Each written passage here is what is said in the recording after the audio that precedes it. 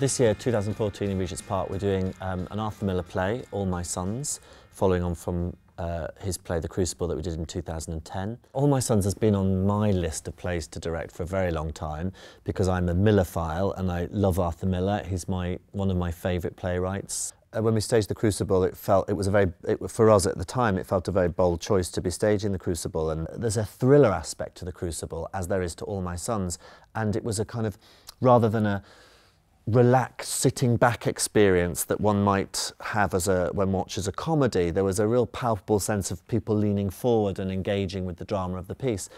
Looking back now that we're doing a second Miller, I think directors and I hope audiences fall in love with Arthur Miller. All My Sons is written in 1947, so just right after the Second World War. And it's set in a Midwestern garden, an unspecified Midwestern town, in a very enclosed, very importantly, very enclosed, protected, self-protected garden, safe. Any Middle America, it could be any Middle America backyard, a very ordinary family. We are seeing a garden, but it's not a fully naturalistic garden. It's a heightened garden. It's a garden that is reflected through a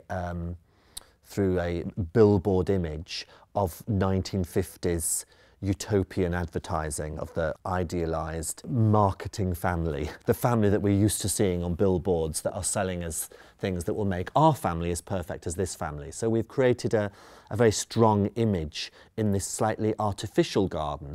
There's a tree in the play, which is a massive symbol that Miller slams on the stage in the first image, that they planted in memory of the supposedly dead son Larry, and it's blown down at the beginning of the show in a storm, and the mother says they should never have planted it because he isn't dead.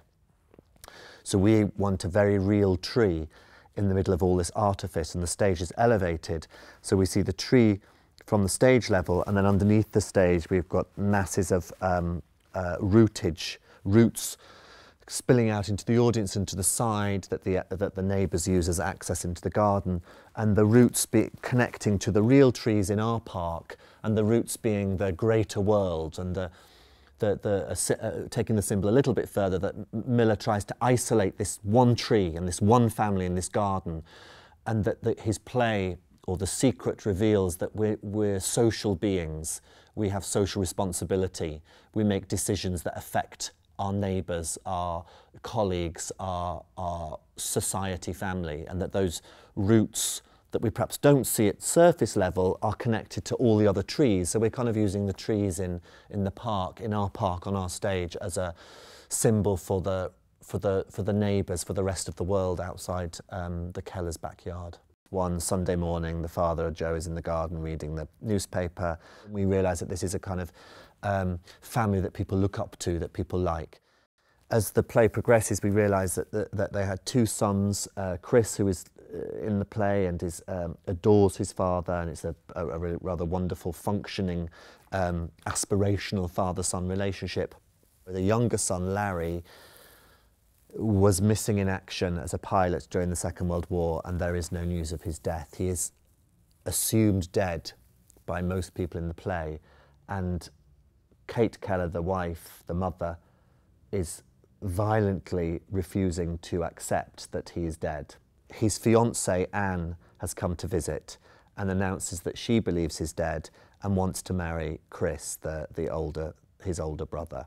Anne's brother arrives, and through Anne's very angry brother, George, arriving, we learn of an incident that happened during the war, so 3 years earlier, that kind of shocks us, and we realise that this family is not as altogether middle America idealised family as they seem. I think All My Sons is a classic play in the best sense of that description. The content of the play is always appealing and always fresh and dynamic, and those that don't know it, they've got a treat of discovering this wonderful story